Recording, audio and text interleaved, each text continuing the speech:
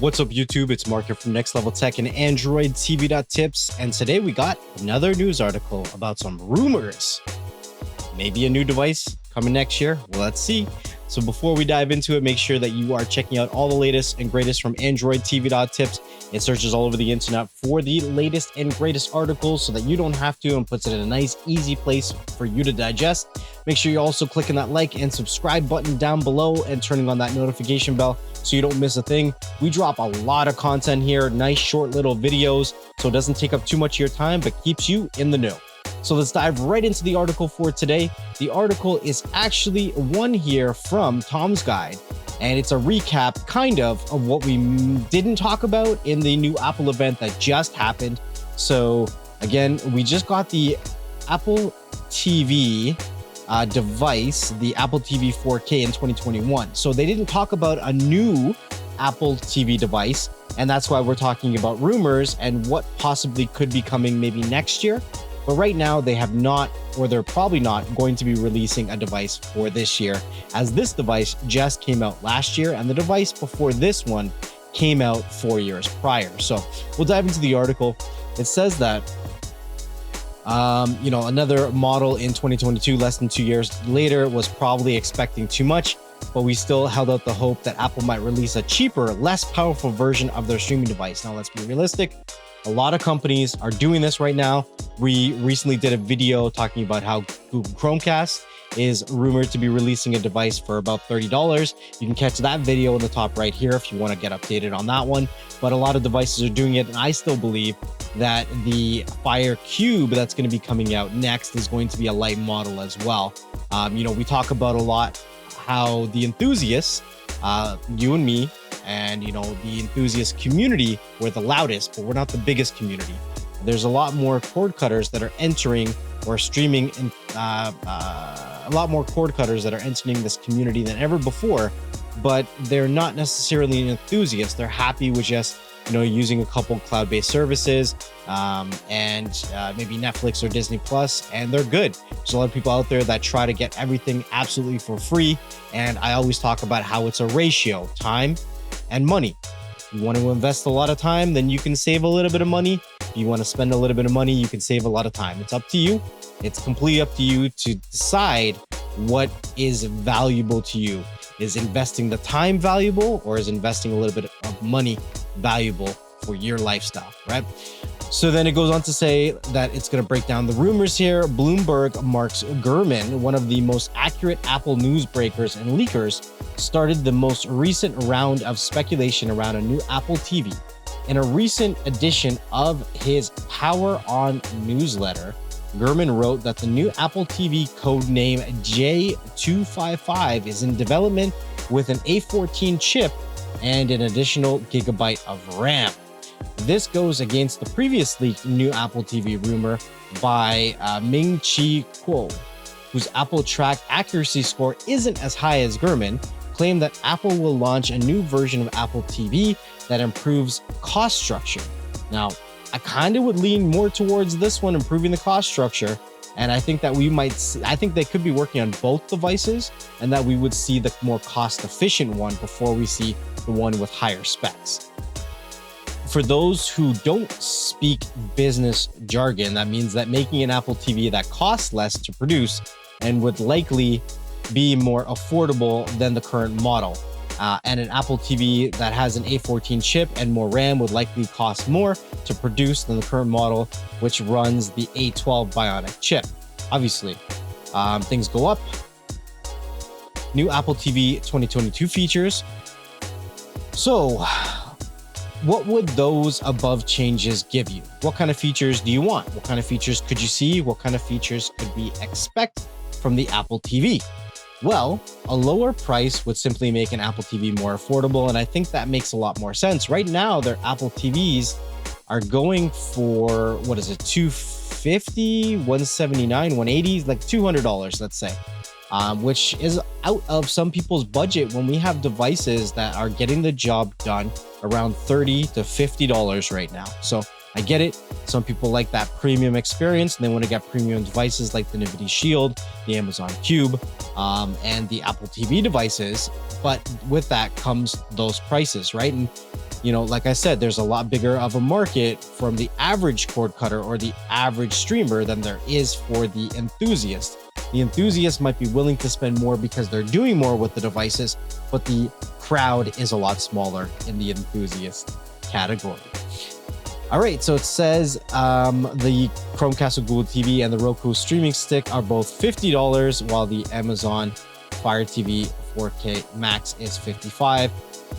That means folks with 3 TVs in their home can fit each with 4K streaming devices. And exactly at these price points, when you can get these devices at $50 or $55, you can buy 3 or 4 of these for the same price that you could buy one Apple TV. And now some people like the best or most premium device on their main TV and get cheaper ones on their other TVs. But from a business aspect, you'd want everybody to be in the same ecosystem. And that's why a lot of these companies are coming out with cheaper devices or lower end devices that can still get the job done. It's all about keeping you in that ecosystem. Gurman suggests that the A14 Bionic chip in the Apple TV could be useful for additional gaming capabilities rolling out in tvOS 16. Apple has been slowly trying to make Apple Arcade a bigger and more important feature. Now, a lot of the other companies are making their gaming focus cloud-based, which means that it's less reliant on local hardware. So I don't know. I think Apple might wake up to that, and instead of pumping it full of specs because they're struggling with their Apple Arcade already, then maybe they're going to see how can they revamp their Apple Arcade so that it's not so hardware specific on the consumer side, on the retail side. That makes more sense to me, but only time will tell to see what Apple does. In order to have that happen, Apple would need to cut back on the features. That means that there's a chance that Apple could be rolling out a new 1080p Apple TV or something similar, which I think they probably would do. As for a new remote, we expect Apple to add in a Find My Remote or support, because finding a lost remote is the lowest hanging fruit, especially when the Roku Voice App Remote Pro offers something similar. Third-party Apple Siri remote cases on Amazon that have a slot for the Apple AirTag make it easy to find the missing remote. So that could be something that could be included as well. New Apple TV wish list. So what else do people want, or what else are people looking for? People are looking for USB-C ports. First off, that would make this device more travel friendly. That makes sense, right? USB-C, everything else is using USB-C. Even their MacBooks are using USB-C. Their phones decided not to use USB-C, and every other device around the world has switched to USB-C, right? We're in a generation of going to USB-C Type 4 or Generation 4 or whatever you want to call it now. Speeds are getting faster. It's getting, faster charging speeds. And it's able to carry better wattages. It's able to transfer faster capacities of data. So USB-C, everyone's got a USB-C cable laying around. So some people are also looking for external camera support for SharePlay, where you can synchronously watch content from different. Of course, Apple could offer this through their continuity camera. 2 other features that Apple enthusiasts would like to see would be widgets on the new Apple TV home screen. Can make it easier to see what you want to watch next, check the weather, and see what's going on with connected smart home cameras. And they would also personally like to see the A14 processor to be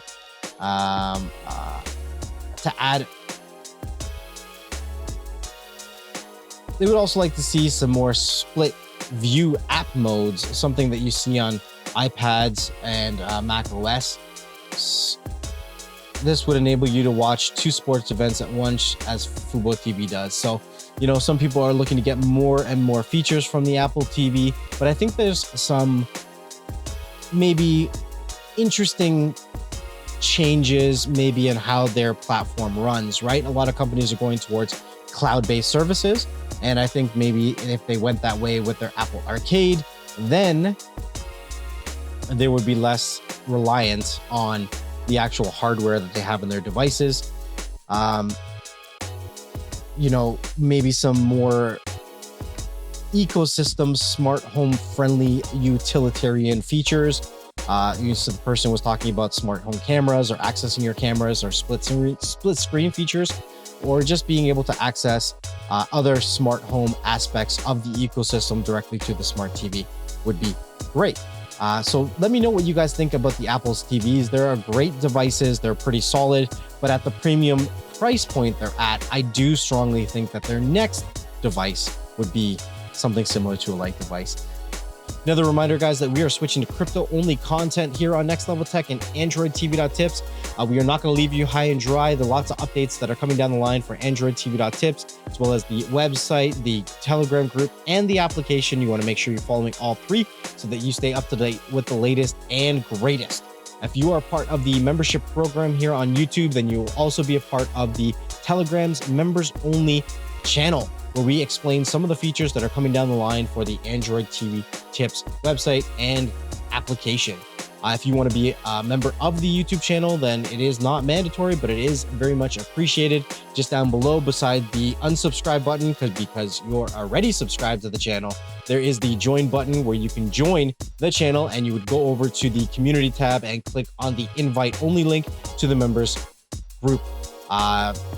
It's just another way to support what we do here on Next Level Tech and androidtv.tips. If you're looking at other ways to support the channel, there's also the tips button down below where you can do donations directly through YouTube, as well as there's a donation for PayPal and cryptocurrencies as well, if you choose to go that route. We also have other links down below for other products and services that we use. They're affiliated, and if you choose to use so, then it does help out the channel as well. It's been Mark from Next Level Tech, and I will see you guys on the next one. Peace. Hey everybody, just before we get going, I wanted to say a huge thank you, much love and appreciation to everyone who supports what I do over here on Next Level Tech. Make sure you hit that like and that subscribe button and share these videos with a family member and friend.